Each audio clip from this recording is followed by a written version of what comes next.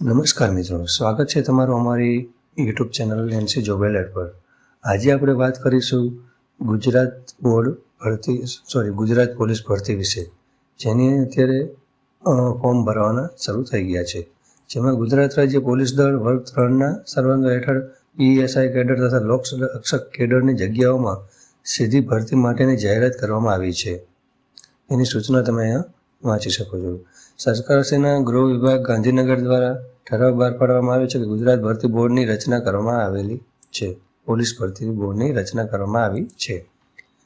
ગુજરાત રાજ્ય પોલીસ દળ વર્ગ 3ની પીએસઆઈ કેડરની બિન હથિયારી પોલીસ સબ ઇન્સ્પેક્ટર, હથિયારી પોલીસ સબ ઇન્સ્પેક્ટર તથા જેલર ગ્રુપ 2 તેમજ લોકરક્ષક કેડર બિન હથિયારી પોલીસ કોન્સ્ટેબલ, હથિયારી પોલીસ કોન્સ્ટેબલ, હથિયારી પોલીસ કોન્સ્ટેબલ SRPF અને જેલ સિપાહીની ખાલી જગ્યાઓ સીધી ભરતીથી ભરવા માટે ગુજરાત પોલીસ બોર્ડ દ્વારા ફક્ત ઓનલાઈન અરજીઓ મંગાવવા માટે આવે છે.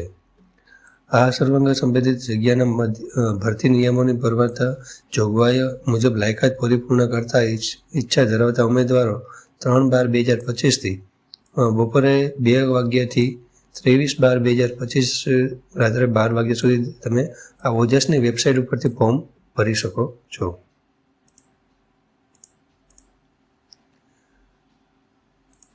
ઉમેદવારે ઓનલાઈન અરજી કરતા પહેલાં ભરતીને લગતી માહિતી અને સૂચનાઓ ઉપરોક્ત વેબસાઇટ પરથી સંપૂર્ણપણે કાળજીપૂર્વક વાંચી લેવાનું. એટલે કે વેબસાઇટમાં જે સૂચનાઓ આપેલી છે તે વાંચીને પછી ફોર્મ ભરવાનું રહેશે.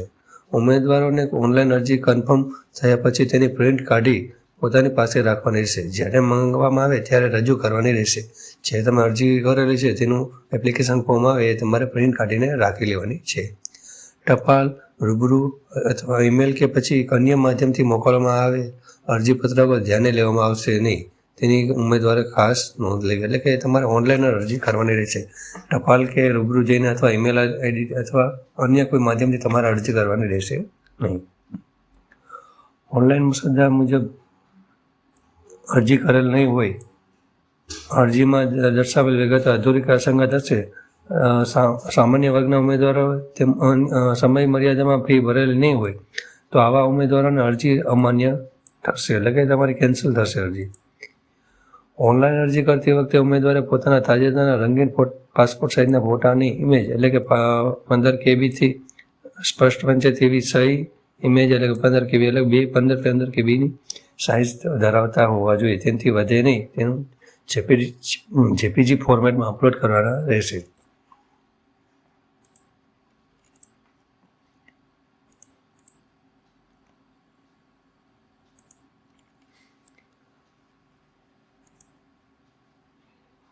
ઉમેદવાર જો ફક્ત પીએસઆઈ કેડર માટે અરજી કરવા માંગતા હોય તો તેઓએ ઓનલાઈન એપ્લિકેશનમાં પીએસઆઈ કેડર પસંદ કરવાનું રહેશે અને ફક્ત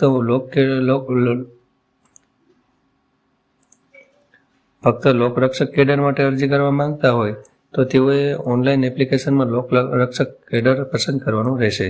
અને જો બંને કેડરમાં પીએસઆઈ અને લોકરક્ષક કેડર અરજી કરવા માંગતા હોય તો તેઓ એપ્લિકેશનમાં બોથ પીએસઆઈ અને લોકરક્ષક કેડર પસંદ કરવાનું રહેશે.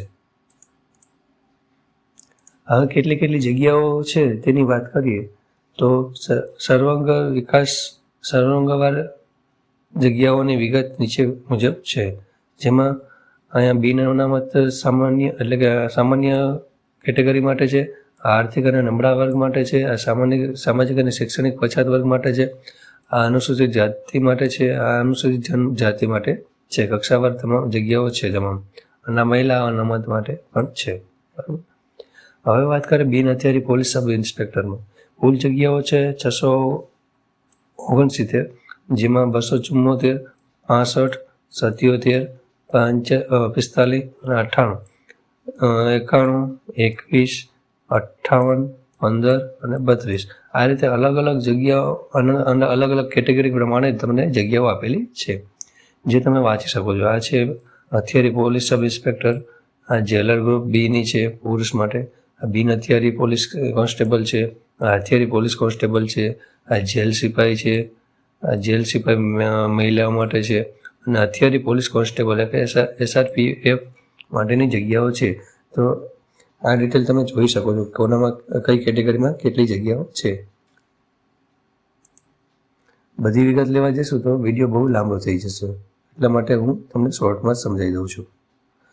માજી સૈનિક ઉમેદવારો માટે ઉપરોક્ત કુલ 13,591 મુજબ 10% લેખે નિયમ અનુસાર 1359 જગ્યાઓ અનામત મળવા પાત્ર રહેશે.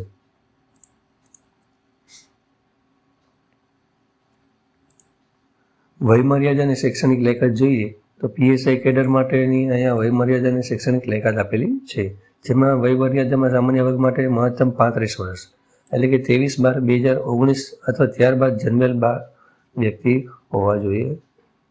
બરોબર છે. એ પહેલાં તમારા જન્મ હશે તો એ ફોર્મ ભરી શકશો નહીં. અને ઉમેદવાર ભારતમાં અથવા રાજ્ય અધિનિયમ હેઠળ અથવા તે હેઠળ સ્થપાયેલી અથવા સંસ્થાપિત યુનિવર્સિટીઓ પૈકી કોઈ પણ અથવા તે તરીકે માન્ય થયેલ અન્ય કોઈ પણ શૈક્ષણિક સંસ્થામાંથી યુનિવર્સિટી ગ્રાન્ટ કમિશન અધિનિયમ 1956ની કલમ 3 હેઠળ ડીમ્ડ યુનિવર્સિટી તરીકે જાહેર થયેલી બીજી કોઈ પણ સંસ્થામાંથી મેળવેલ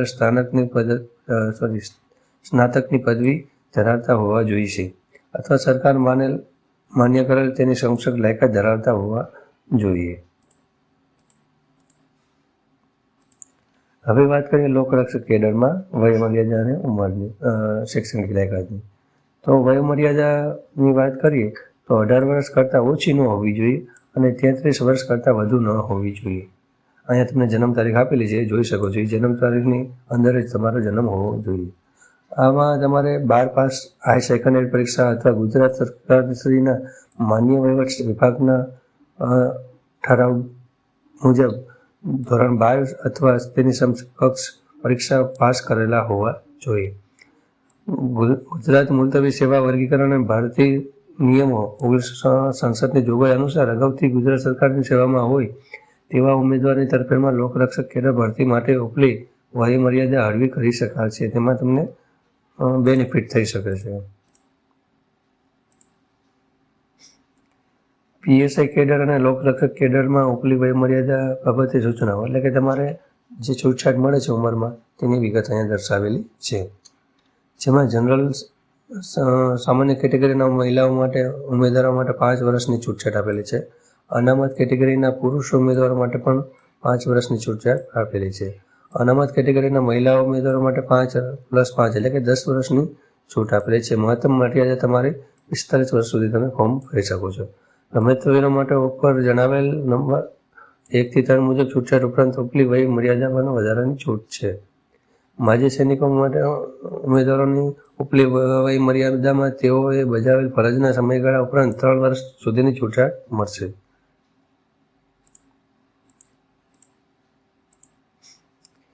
પીએસઆઈ કેડર અને લોકરક્ષક કેડર માટે જરૂરી સૂચનાઓ અહીંયા તમને આપેલી છે, જેમાં અહીં વાંચી શકો છો. કોમ્પ્યુટર જ્ઞાન તો ગુજરાત મુલકી સેવા વર્ગીકરણ અને ભારતીય નિયમો 1967માં દર્શાવ્યા મુજબ ઉમેદવારે કોમ્પ્યુટર એપ્લિકેશનનું બેઝિક નોલેજ ધરાવતો હોવો જોઈએ. તમામ ઉમેદવારોએ ભરતી નિયમો મુજબ ગુજરાતી અથવા હિન્દી અથવા બંને ભાષાનું જ્ઞાન જરૂરી ધરાવતા હોવા જોઈએ. નાગરિકત્વ અથવા સારા ચારિત્ર અંગેની ગુજરાત મુલકી સેવા વર્ગીકરણ ભરતી સામાન્ય નિયમો 1967ની જોગવાઈઓ ઉમેદવારે પરિપૂર્ણ કરવાના રહેશે.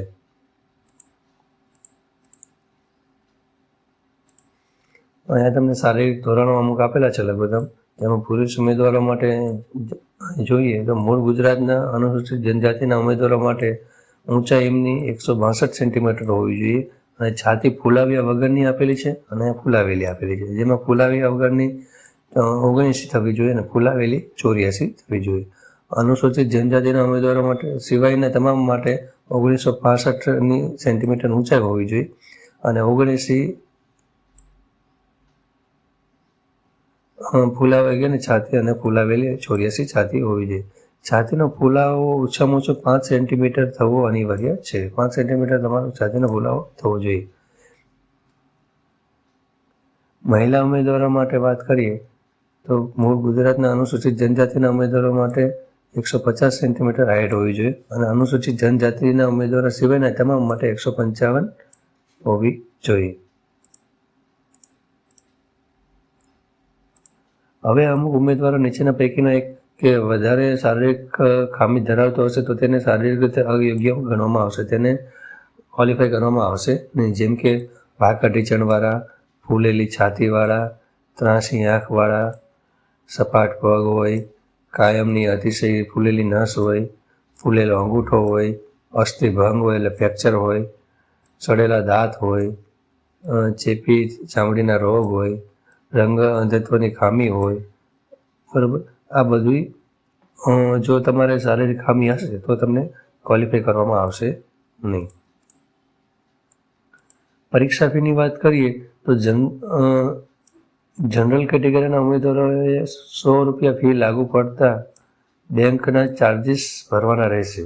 એટલે અને માજી સૈનિક માટે ઉમેદવારો ફી ભરવાની રહેતી નથી. PSIના કેડર માટે ₹100 છે ફી, લોકરક્ષક કેડર માટે ₹100 છે, અને જો તમારે બંને ફોર્મ અપ્લાય કરવાના હોય તો ₹200 તમારે ફોર્મ ભરવાની રહેશે. આગળ વાત કરીએ તો બેંક ચાર્જીસ, જેમાં વખતો વખત નિયમ અનુસાર વધારો ઘટાડો થઈ શકે છે, જ્યાં ઉમેદવારો બંધન કરતા રહેશે. જેમાં તમને આપેલી છે આ રીતે તમારે સૂચના વાંચી લેવી. ફી ફક્ત ઓનલાઈન જ ભરવાની રહેશે. પોસ્ટ ઓફિસ કે બેંક ચલણ કે રોકડેથી પરીક્ષા ફી ભરવાની રહેશે નહીં. બરાબર, ઓનલાઈન જ તમારે જમા કરાવવાની રહેશે. PSI કેડરના પરીક્ષાના ચરણો, જેમાં તમે જોઈ શકો છો, ફર્સ્ટ સ્ટેજ ફિઝિકલ ટેસ્ટ રહેશે ક્વોલિફાઈંગ માટે, અને બીજી છે મેઇન એક્ઝામ.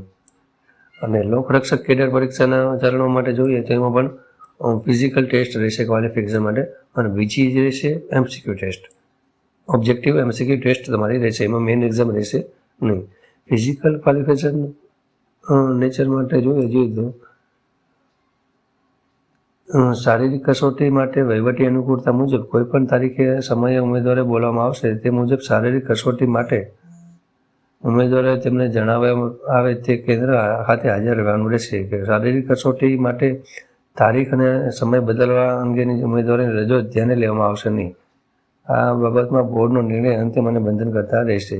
જેમાં તમામ ઉમેદવારો માટે નીચે પ્રમાણેના સંયુક્ત શારીરિક કસોટી યોજાશે. જેમાં પુરુષો માટે 5000 મીટર દોડ અને વધુમાં વધુ 25 મિનિટમાં દોડ પૂરી કરવાની રહેશે. મહિલાઓ માટે 1600 મીટર દોડ છે, જેમાં વધુમાં વધુ 9.5 મિનિટમાં પૂરી કરવાની રહેશે. એટલે કે 9 મિનિટ અને 30 સેકન્ડમાં તમારે પૂરી કરવાની રહેશે. એક સર્વિસ મેન માટે 2400 મીટર દોડ છે, જે વધુમાં વધુ 12 મિનિટ અને 30 સેકન્ડમાં દોડ પૂરી કરવાની રહેશે. ભરતી કેડર માટે જરૂરી સૂચનાઓ આપેલી છે, જેમાં શારીરિક ક્ષમતા કસોટી તથા શારીરિક માપદંડ કસોટીમાં ઉત્તીર્ણ થનાર ઉમેદવારોને PSI કેડરની સ્ટેજ 2 એટલે કે મેઇન એક્ઝામ આપવા માટે બોલાવવામાં આવશે, જે તમે જોઈ શકો છો. મેઇન એક્ઝામમાં તમને અહીંયા સિલેબસ આપેલો છે, જેમાં main exam shall be 300 marks considering of 2 papers, objective type and description type. The syllabus, duration and marks of each paper are as under. એટલે કે તમને અહીંયા MCQ લેવલના 200 માર્ક્સના પેપર પ્રશ્નો રહેશે, જેમાં તમારે 3 કલાકનો ટાઈમ રહેશે. અને જે ડિસ્ક્રિપ્ટિવ છે તેમાં ગુજરાતી અને ઇંગ્લિશ લેંગ્વેજ જે છે તેમાં 100 માર્કનું પેપર રહેશે, તેમાં પણ તમારે 3 કલાકનો ટાઈમ રહેશે. ટોટલ તમારે 300 માર્ક થશે અને 6 કલાકનું પેપર રહેશે.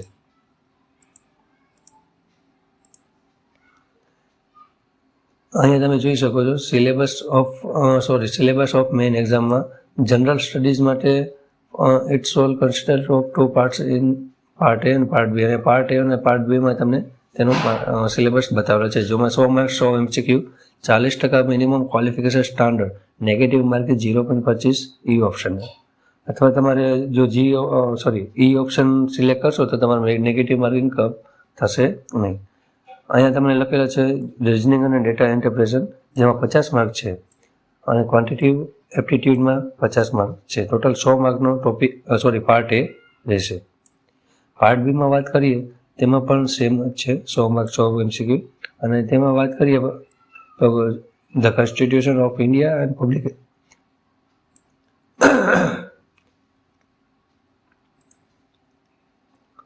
The constitution of India and public administration, એના 25 માર્ક છે અને 25 પ્રશ્નો રહેશે. હિસ્ટ્રી છે, જિયોગ્રાફી છે, કલ્ચરલ એન્ડ હેરિટેજ છે, એના પણ 25 માર્ક રહેશે. Current affairs and general knowledge એના પણ તમારે 25 માર્ક રહેશે. એન્વાયરમેન્ટ, સાયન્સ એન્ડ ટેકનોલોજી, ઇકોનોમિક્સના પણ 25 માર્ક રહેશે. એટલે ટોટલ તમારે 100 માર્ક્સનું પાર્ટ બી રહેશે. પેપર 2ની વાત કરીએ તો Gujarati English language skill descriptive marks લેવલનું છે, જેમાં ઇઝી 350 વર્ડનો હોવો જોઈએ, તેના 30 માર્ક્સ રહેશે. બેસિક રાઇટિંગ જેના 10 માર્ક રહેશે. કમ્પ્રેન્શન જેના 10 માર્ક્સ રહેશે. રિપોર્ટ રાઇટિંગ છે, લેટર રાઇટિંગ છે, બંનેના 10 માર્ક રહેશે. બરાબર. પાર્ટ બીમાં ઇંગ્લિશ લેંગ્વેજ સ્કિલ છે, જેમાં રાઇટિંગ છે જેમાં 10 માર્ક રહેશે. કમ્પ્રેન્શન છે જેમાં 10 માર્ક રહેશે, અને ટ્રાન્સલેશન એટલે ફ્રોમ ગુજરાતી ટુ ઇંગ્લિશ એના પણ 10 માર્ક્સ રહેશે. ટોટલ તમારે 100 માર્ક્સનું પેપર રહેશે.